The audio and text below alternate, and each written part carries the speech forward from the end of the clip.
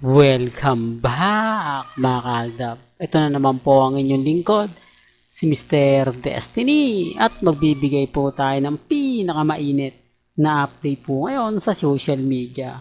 Well, si Mengay nga po ba yan nakikita natin o isang clone lang po mga kaaldab? Marami kasi nagsasabi na kapansin-pansin na lumiit nga po daw si Mengay.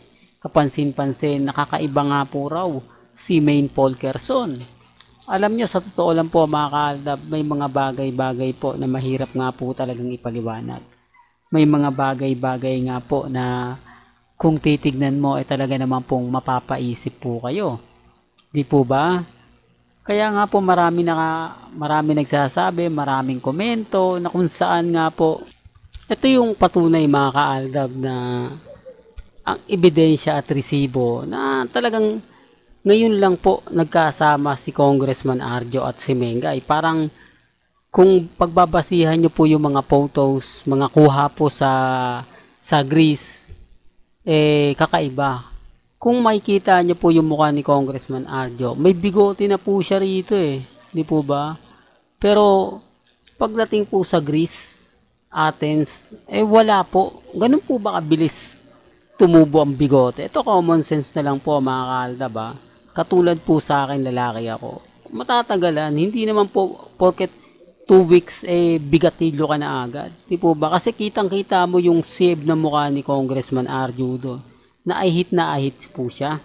Pero bakit dito pansin nyo na may bigote na po siya? Di po ba? At yung ito mahirap po talaga mag-react, mag-komento, lalo na nga po kapag mapapansin mo na parang may mali. Mapapansin mo na Mr. Destiny, may punto naman yung sinasabi mo Kaya lang syempre, hindi naman pwede nilang ipilit. Hindi naman lang pwedeng kumbaga sabihin na hindi, ano yan, ganito ganyan. Remind ko lang po sa inyo at lagi ko naman pong pinapaliwanag. Ako, kampante po ako sa mga nakikita po ninyo at nababasa. Sa dami po ng mga ebidensya at resibo na magpapatunay, sa dami po ng mga update na kung saan nga po tayo po yung panalo. Tapos sasabihin nila, hindi, ganyan, Mr. Destiny, move on ka na, tapos na yung boxing. Okay lang, basta ako, masaya po ako sa mga ina-update ko. Ngayon, sa mga ayaw pong maniwala, sinasabi po nilang, kumbaga, si Congressman Arjo at si Mengay nasa Greece, wala naman pong problema. Di po ba? At yung buhok nga po ni Mengay, humaba na, no? Dati maigsi, sobrang igsi, tapos ngayon mahaba na yung buhok ni May. Hindi mo talaga alam mga kaaldab kung ano talaga yung buong istorya, buong kwento. Real talk. Pero ako, kumbaga pinapakita ko lang po ito, sinasabi ko lang po ito para lang klaro, para lang po sa mga taong dumadaan at bumibisita po sa channel ni Mr. Destiny. Ako hindi naman po ako namimilit pero mapapansin nyo naman po yung pagkakaiba. Pagkakaiba ng mga nagaganap at nangyayari. Kaya nga sabi ko sa inyo, bakit si Mengay parang kumbaga kakaiba dito.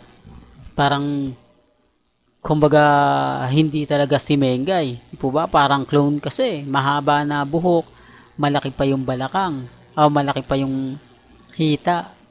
Sabihin na natin yung balakang tsaka yung hita. Pero sa isang Main Mendoza na nakikita natin sobrang sexy. Di po ba? Well, sabi ko nga po sa inyo, may mga bagay-bagay po kayong dapat imbestigahan. Dapat tignan kung 2 linggo lang o hahaba na. Ganyan ang bigote ni Congressman Arjo, lalo na po sa balbas. Hindi po ba? Kasi yung bigote, sabihin nila, hindi, ganyan talaga yung mga artista. 1 linggo lang yan, kumakapal na yung bigote. Correct me if I'm wrong, mga kaaldab. Di po ba? Ako, alam ko kasi pag ako nag-ahit, matagal bago siya tumubo. Hindi naman po yan 1 week. Ganun pa uli karami. 1 week, parang yung bigote mo talagang ganun agad kakapal. Imposible po mga kaaldab. Pero gaya ng sinabi ko, sino naman po maniniwala kay Mr. Destiny? Sino naman po ang kakampi kay Mr. Destiny? Kung sa tingin naman po ninyo, talaga naman pong hindi ka panipaniwala. Kaya nga po ako kampante lang. Kaya nga po ako relax na relax lang. Lalo na po ngayon na talagang kumbaga ramdam natin. Kahit sabihin po nila na hindi ka lang makapag-move on Mr. Destiny kasi magkasama si Congressman Arjo at si Mengay. Wala namang pong problema ron. Sabi ko nga po sa inyo, ako nga hinahanapan ng butas eh. Hinahanapan nila ako ng kumbaga update na ayan Mr. Destiny. Pero pansinin nyo, di po ba, kabibigay nyo sa akin ng mga post na ganyan. Ka-update ng ka-update nyo sa akin ng ganyan. Eto na, pansin nyo, di po ba, lumabas din ang buong istorya, lumabas din ang buong kwento na hindi po talaga kasama ni Mengay si Congressman Arjo. Kasi pansinin nyo, ang bigote na lang, doon na lang po nagkakaalaman eh. Pero hindi ko pinipilit yung sarili ko na paniwalaan po nila ako. Sa akin lang naman po kahit papaano mapapaisip po kayo. Makikita ninyo kung gaano at kung sino nga po ba talaga yung totoong nagsasabi ng totoo at nagsasabi ng fake news. At yung distansya po. Bakit nga po ba halos ayaw lumapit ni Congressman Arjo kay Mengay? Parang ayaw dumikit ni Congressman, di po ba? Hindi, para lang klaro. At bakit nga po daw kulay itim ang suot ni Mengay? Dapat daw red, di po ba? Dahil kung mapapansin nyo, 7 years sa 6 years na pagpunta dyan ni Mengay, ngayon lang kakaiba, no? Ngayon lang makikita nyo na ibang kulay yung suot ni Maine. Dati pula, no? 5 years, 6 years.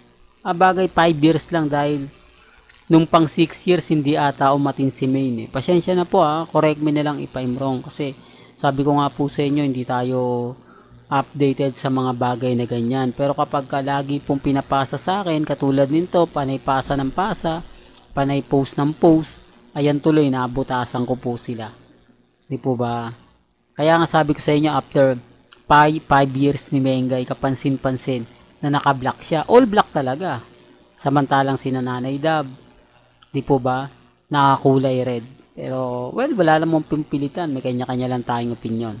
Hanggang dito na lang po ang ating latest updates. Kaya kung gusto nyo pa po ng pinaka-latest at sariwang update, abay tumutok lang po kayo dito po sa channel ni Mr. Destiny para updated po kayo sa mga latest at sa mga bagong video po na ilalabas po natin maya-maya lang. Kaya kung bago ka lang sa channel na to at isa kang true-blooded Aldab Nation na nagmamahal kina Mengay at Isoy, tama po ang channel na pinuntahan mo.